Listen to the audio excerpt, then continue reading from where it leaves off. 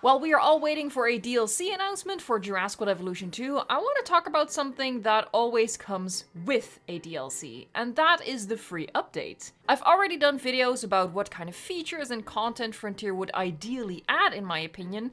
This video is about what I think we need from the patch that will be part of the free update. I love Jurassic World Evolution 2, but it has issues. Bugs.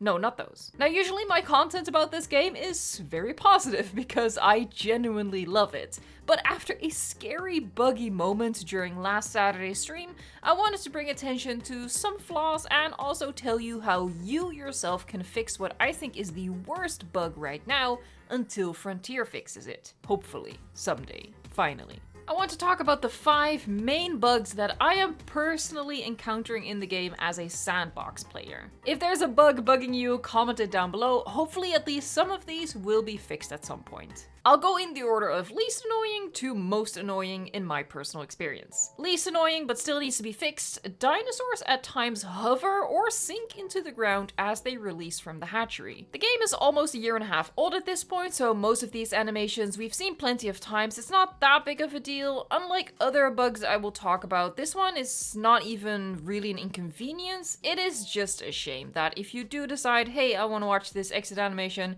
there's a chance it's gonna look a little weird. As far as I remember, this bug started 2 updates ago. That's when I think I first saw it. So they broke something and it's been broken for a while now. Time to fix it. By the way, I am infamously still playing the game unmodded, so any of the troubles I'm experiencing are not due to any mods. The other animation related bug is the jittering that happens when dinosaurs perform a social animation. They just get the shakes.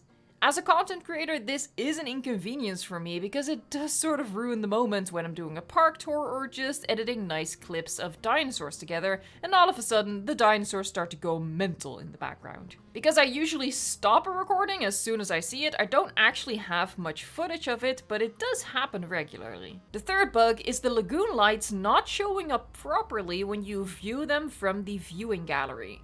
This bug has been part of the game ever since they first introduced the Lagoon lights. You spend a lot of time decorating a lagoon floor nicely, and then when you pop into the viewing gallery, your work was for nothing because it looks absolutely nothing like what you designed. For some reason, some colors work fine, others show up as different colors, and some colors of light don't work at all. I actually brought this specific bug to Frontier's attention on Twitter day 1 of that update, and they replied saying that they were aware of it and that they were going to fix it. Unfortunately, it hasn't been fixed yet. Lagoons in this game need all the help they can get to be more interesting for us to play around with, so this bug persisting is doing a lot of harm to the overall enjoyment of lagoons in my opinion. Now we're getting into the really annoying and inconvenient stuff. Bug number 4, dinosaurs phasing through walls. It happens in some parks more than others, I have noticed. I don't know what the underlying causes of that, and maybe Frontier doesn't know either, and that could be why it's taking so long to fix it, but it does need a fix.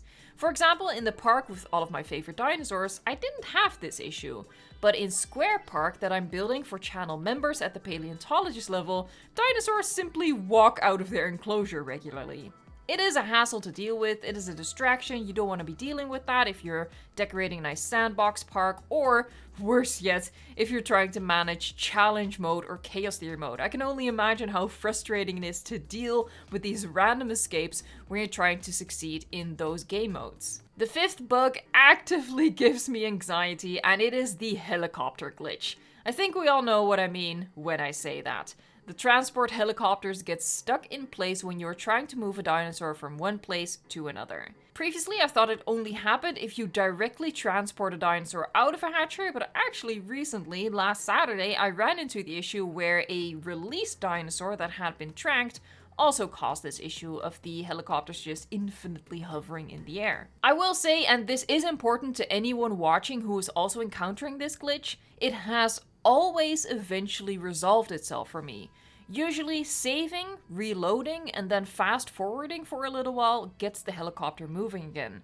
But this past Saturday, during the livestream build of our baby dinosaurs park, I got some clammy hands. Saving and reloading didn't work, and 2 helicopters just simply wouldn't budge. and I probably would have given up if it wasn't for the fact that I was streaming. I kept the game in fast forward for a very long time, and I don't know if it was of influence, but I did turn on the water and food needs for the dinosaurs in a desperate attempt that maybe if they starved, it would affect the glitched helicopters. By the way, this video is about patches we need, bug fixes, but I will keep saying this until we have infinite feeders as an option in Sandbox. I will keep turning off hunger and thirst. We need infinite feeders. But back to the bug. It did finally resolve itself.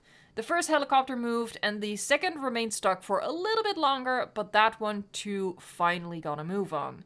It was a huge waste of time, and again, if I hadn't been streaming, I would have given up. I would have thrown in the towel, figured the issue was permanent, and just go back to the previous save and start over.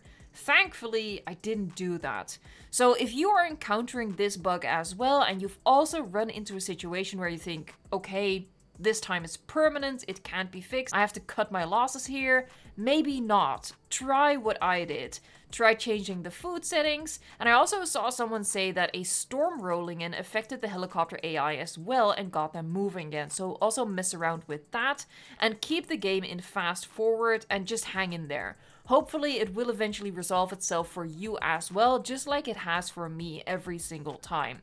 I really think that it is always just a temporary glitch, but sometimes it lasts so long that we give up, which is understandable but also wasteful if you've been working really hard on a park and you don't have a recent save file to fall back on. Because I've seen people complain about this helicopter glitch on Reddit and in my comment sections where they did give up. They figured this helicopter is just gonna be there for infinity and beyond, so I'm just gonna have to start over, and that is a real loss. Like, as a park builder, you feel that. But after this experience last Saturday with how excessively long it took, and then it still finally resolved itself, I really think that if you're just patient enough, it will fix itself. So just use the fast forward option, try the storms, try turning on food and hunger and all of that. Just mess around, and I really think that if you hang in there, you can fix it. Regardless of that though, it needs to be fixed by Frontier. And looking into it, I was actually shocked to see this bug report on it. This was posted in December of 2021. That means that this bug has been in the game since launch. I had no idea it had been that long, but that's shocking.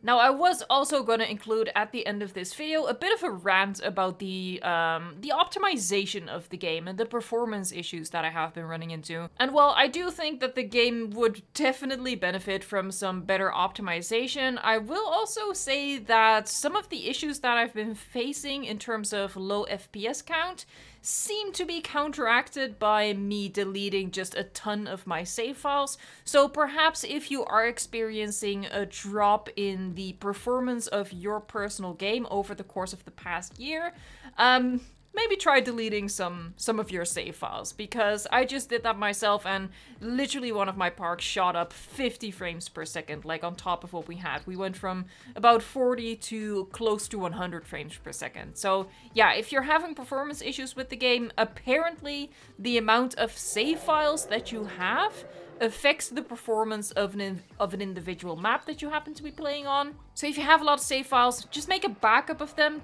You do have to go in-game to delete them one by one. It is a bit of a chore, but once you clear out all of the storage, it does seem to help at least. But I do know from the community at large that the performance is not what people would expect from the game. If you are running into that issue yourself and you already have tried out clearing out all of your save files, leave a comment down below how the game is performing for you. Now, none of these bugs ruined the game for me. My experience with the game is predominantly overwhelmingly positive, and that's why my content is predominantly overwhelmingly positive as well, and that's what we are getting back to, because I truly, genuinely love this game. I did want to highlight some of these issues and voice my frustrations, and importantly, I also wanted to give you that advice about the helicopter glitch, because it does seem to be so oft occurring within the community that I just wanted to give you the tip to hang in there. I know it's not the best tip that's on this channel, because usually my tips are about, you know, building inspiration and stuff like that, but I felt this one might be important as well. Don't give up. We're gonna turn this into an inspirational poster of some sort. Don't give up. Fast forward. The helicopter will eventually move. For now, our vigil continues as we wait for a DLC and a free update with some much needed patches. Thank you so much for watching, liking, subscribing, and until next time, in spite of its issues, enjoy the game.